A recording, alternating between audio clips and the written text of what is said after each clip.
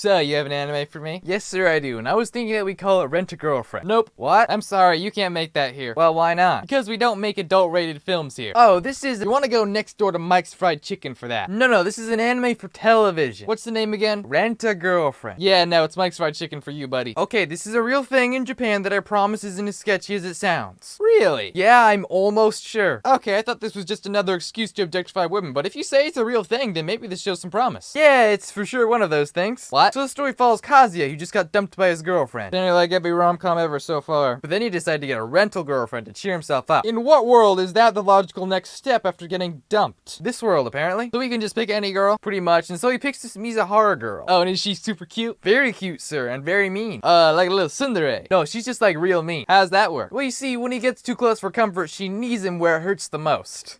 She gets upset when he tries to break the illusion that she's a rental girlfriend. Okay. And she won't talk to him unless he gives her money. Kinda sounds exactly like someone who's working a potentially dangerous profession would act around her clients. Oh, is it? I wouldn't know. I haven't talked to a girl since 2007. It shows. So anyway, we're gonna find out they're next door neighbors, right? So we have an excuse for them to keep running into each other. Gotta love that rom-com convenience. So she doesn't want KAZUYA to tell people about her job, right? Fair enough, I suppose. Yeah, but KAZUYA's friends are gonna spawn in. They're gonna be like, who is this girl? He could lie and say she's his sister or his cousin. Really could say a lot of things other than girlfriend. He's gonna immediately tell them that she's his girlfriend. It's gonna lead to all kinds of trouble. Or that works too. Yeah, but then his ex-girlfriend Mommy's gonna be there. Then she's gonna be like, I want you back now, and kiss him. So he turns her down to get on a boat with Mizuhara. Okay, does this guy have like negative brain cells or something? But then it's revealed that Mommy is just not good at all. What do you mean? Like she says mean things about him behind his back? Seems pretty normal for people to break up, honestly. She leads him on a lot. A complex social issue, but still not a crime. And she's a Twitter troll.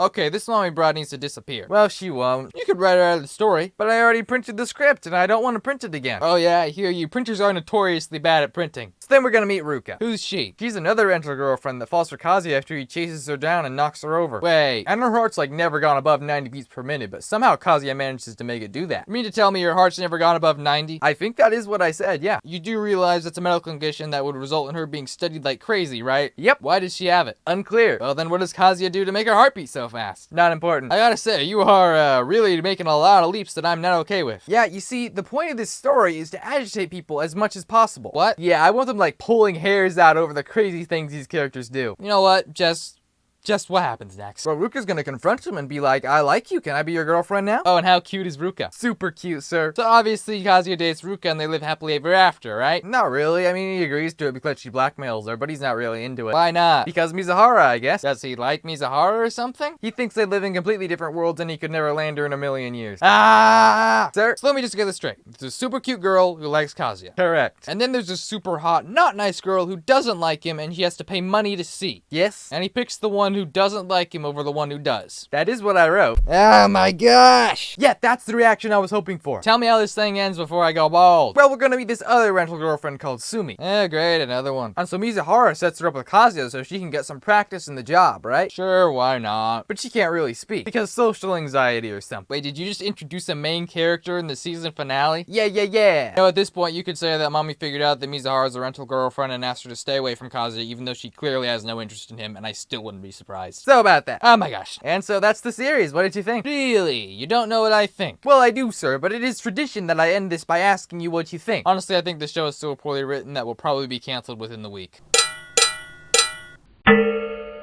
So, you have a Rent-A-Girlfriend Season 2 for me? Yes, sir, I do, and I must say, I'm surprised to be here after how our last meeting went. Yeah, me too, but apparently the network really liked the first season somehow, so what have you got for me? Well, honestly, I didn't expect to get a Season 2, so I was just stumped for ideas. I see we're entering a storytime mode. Yes, sir, we are, and so I headed down to my local leprechaun-inspired intake establishment. Are you saying you went to an Irish pub where I met this guy called Jack, who gave me some good idea juice? Was it Jack of the Daniels? Yeah, that guy. Then that's not what that was. So afterwards, I woke up with a ton of ideas. Did you know that turtles are good for making people happy? Is that true? Not sure, but in this universe they are. Alright, then tell me what happens in Season 2 of the most deprived show in existence. You have not seen some of the things Mike's Fried Chicken has made. This show. Yeah, so KAZUYA's gonna go see Mizuhara in a play and realize that, wow, she's actually pretty good at this acting thing. Of course she is. And then Mommy's gonna show up at KAZUYA's apartment while Mizuhara is right there. Why is she at his apartment? Unclear, but they've just gotta hide from Mommy for some reason. Yeah, man, if she catches them, actually don't know what's gonna happen. Well, Kazuya leaves his door unlocked, so she just kind of comes in. Well, ain't that convenient? And then she sees Mizuhara's purse and just leaves. Yeah. Okay. And that's all from Mami-chan. Like, in the episode? No, like the season. What? As in, there's no more of her for the whole season. I mean, I'm happy, but isn't she also like a main character? Well, yes, but also just no, not at all, no. That works. And so then Ruka's gonna show up and say that she wants to feed Kazuya some food. Food? Yeah. What kind of food are we talking here? The kind of food that makes people happy. Turtles, huh? That's the one. Well, just don't let PETA hear you. Anyway, Ruka cooks for him and a rainstorm happens, and so she has to stay the night and... Wait. She spends the night? Yep. Does she do anything funny? Well, she tries, but Kazuya unleashes the power of a rom-com protagonist. What's that? Making sure nothing interesting happens at all. Oh, you gotta love those rom-com protagonist powers. Then we're gonna have a side quest with Sumi, remember her? Yeah, not really. She was in like one episode of season 1. Oh, the red-haired girl. Yeah, that one. Well, what's this very cute but unmemorable girl up to? So she takes Kazuya shopping to get a birthday gift for Mizuhara. Sounds like a normal activity. Why is this in a rom-com? Then we realize that Sumi also likes Kazuya. There's the rom-com magic. And so then it's Mizuhara's 20th birthday and they all go out drinking, right? Okay. And so Kazuya drinks a lot to try to keep Mizuhara from getting drunk and spilling the beans on their fake relationship. I think he's much more likely to spill the beans than her. Really? Yeah. Well, you know what? Let's just frame it as something noble anyway. How much good idea juice did you drink exactly? About as much as Kazuya. Oh my gosh. And so then Kazuya realizes that Mizuhara has leveled up in the rental girlfriend app. So did he reach platinum or something? Sort of, but this really means that he can make special requests now. What kind of special requests? So he's gonna request that she wear a school uniform for a date at a theme park. That's actually relatively wholesome. And so then Kazuya's grandmother hears that Mizuhara's birthday is passed and she decides to throw a joint birthday party for her and Kazuya. Okay. And then Ruka invites herself. Well, naturally. And she kisses Kazuya in the bathroom. Oh, that's kind of cute. You know, she gives him a peck and runs away all bashful like. Oh no, she's gonna pull him to the ground and stick her tongue down his throat. Can you see how if the genders were reversed there, that would just not be okay at all?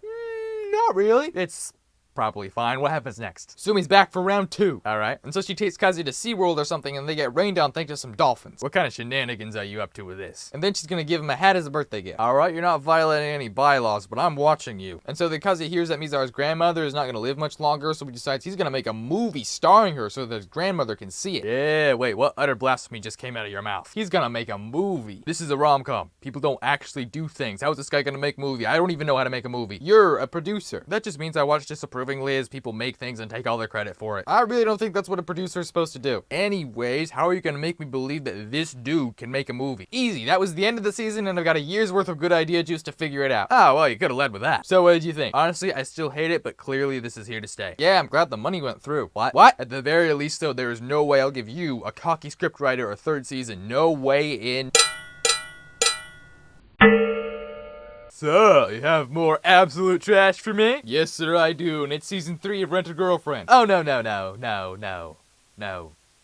What? Yeah, I think we're done with that one. No, I think the story's still ongoing. Doesn't matter, we're just done. But what if, and hear me out here, we're not. Nice try. If you really want to make things like that, though, you can go on over to Mike's Fried Chicken. Alright, I'll go, but you know, they might actually end up making more money than us. Are you trying to scare me? Yes. Alright, it worked, you can stay. Yay! Yeah, I only ever doubted you for like around 2 minutes. Great, so this season Kazuya's still navigating all of these complicated rental relationships. Of course he is, that's like the extent of his character, right? Exactly, but this season we're gonna get a flashback into Mizuhara's past that explains why she wants to be an actress. Why you gotta go and add an actually compelling narrative to this dumpster fire of a story? Yeah, we're gonna see Kazuya and Mizuhara make a movie together. Oh, now are they gonna do that? By making it. Perfect. You know, that is the greatest way to make a movie. Now that's enough about Mizuhara. On to the other girls. Oh my gosh, no. So Ruka is still more determined than ever to win Kazuya's heart, and they're gonna go out on a nice old birthday date. Oh, is she gonna try to seduce him like she did in the last season? No, she's actually gonna take a chill pill this season. Was there like a switch on the back of her head we didn't know about? Nah, she's just gonna understandably give Kazuya and Mizuhara some space. Not buying it for a second. What else do they give her? In exchange for a part in the movie, of course. There it is. And naturally, Mommy's still gonna cause all kinds of trouble. Naturally, what's she up to now? Not much, honestly. She does friend Kazuya's grandmother on Facebook, though, and that's